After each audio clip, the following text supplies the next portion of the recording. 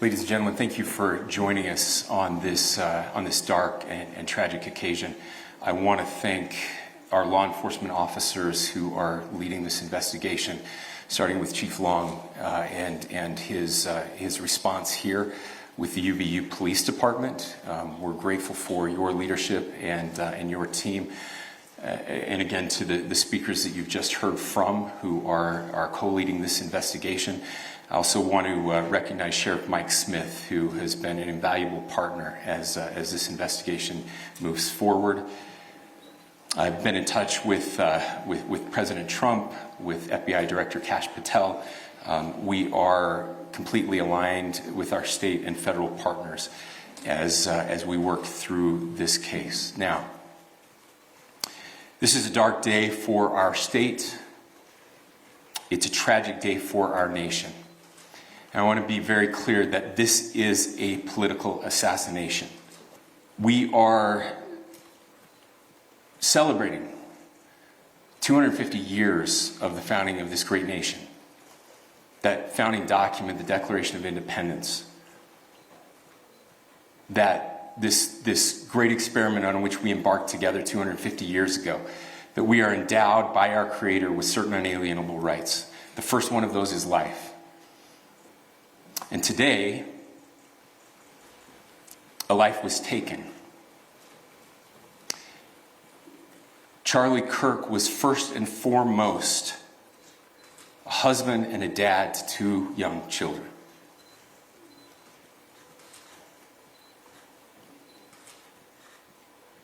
He was also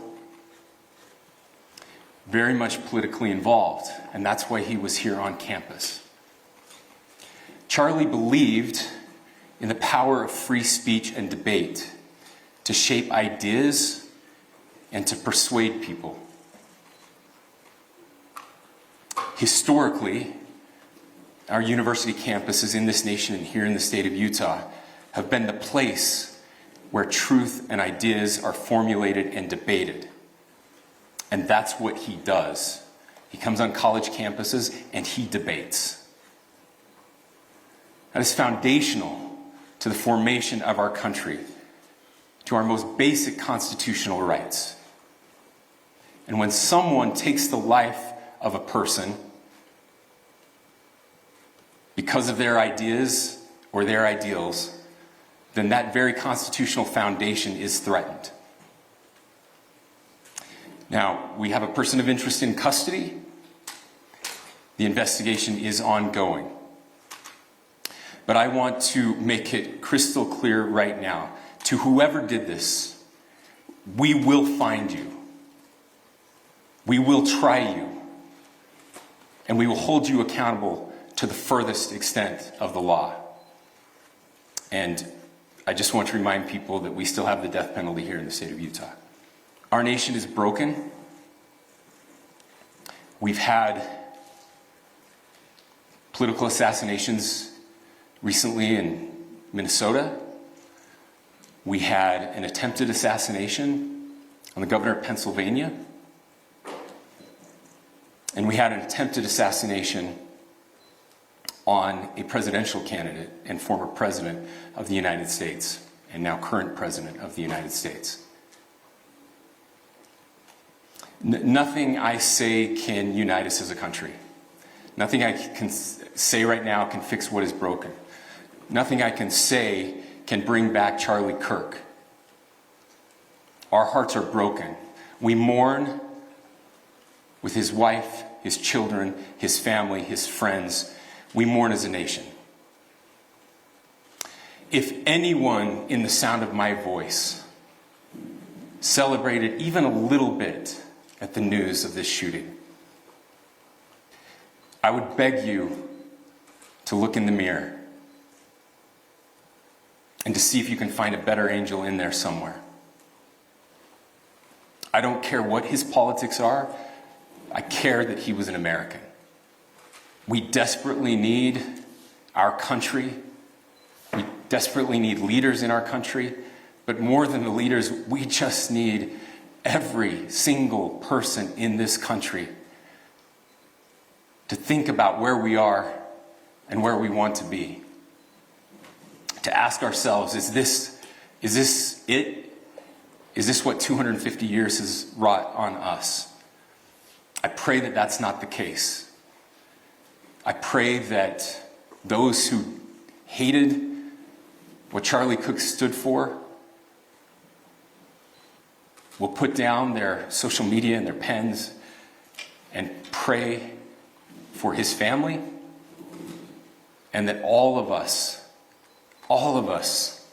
will try to find a way to stop hating our fellow Americans. Dan, you were in that media conference where the governor spoke, as well as some other law enforcement officers, but really it was Governor Spencer Cox. He was passionate about what he said, and as I mentioned earlier, he didn't pull any punches. No, he did not at all. You know, he called this a political assassination as far as what happened right here on UVU. We've been talking about this all afternoon here. Kind of a somber, eerie feeling right now on this campus. Flags at half-staff right here on campus. There should be thousands of students here. This is fall semester. This is a time where students are coming here to be able to further their education. Instead, thousands of students witnessed Charlie Kirk being shot and killed right in front of them. I mean, we interviewed dozens of students. They talked about that horrific event, being able to see something like that, the bullet, hearing the bullet, and then just seeing Charlie drop. Here's what some of the governor had to say in regards to what happened here today. This is a dark day for our state. It's a tragic day for our nation. And I want to be very clear that this is a political assassination. Charlie Kirk was first and foremost a husband and a dad to two young children. He was also very much politically involved, and that's why he was here on campus. Charlie believed in the power of free speech and debate to shape ideas and to persuade people. To whoever did this, we will find you. We will try you. And we will hold you accountable to the furthest extent of the law. And I just want to remind people that we still have the death penalty here in the state of Utah. In the sound of my voice, celebrated even a little bit at the news of this shooting. I would beg you to look in the mirror and to see if you can find a better angel in there somewhere. I don't care what his politics are. I care that he was an American. And that's Governor Spencer Cox there at that press conference just a couple of hours ago. You said very strong words. Now at the press conference, they said they had a person of interest in custody.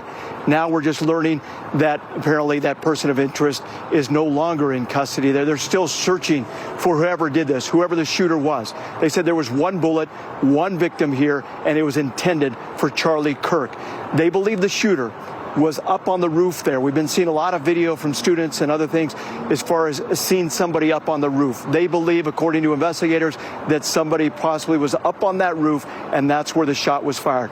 They have not said what kind of weapon was used, but in order to be able to shoot from that range, somebody would have had to known how to shoot a rifle or shoot a gun at that point. Now, in regards to everything else that's happening on campus, they're still combing the areas here a little bit, but for the most part, they pretty much locked down every building here, and as we've been mentioning, campus is closed. But as we've been saying all along here, a very sad and somber day here at UVU. Mike, I'll send it back to you. Dan, thank you very much. And again, this isn't just a local story, as you know. This has received national attention to the nth degree. We have seen it all across the country, and I dare say around the world as well, as a result of this. And I want to mention something that President Trump took to social media here, and this is what he had to say. He said in a social media post, "No one understood or had the heart of the youth in the United States of America better than Charlie. He was loved and admired by all."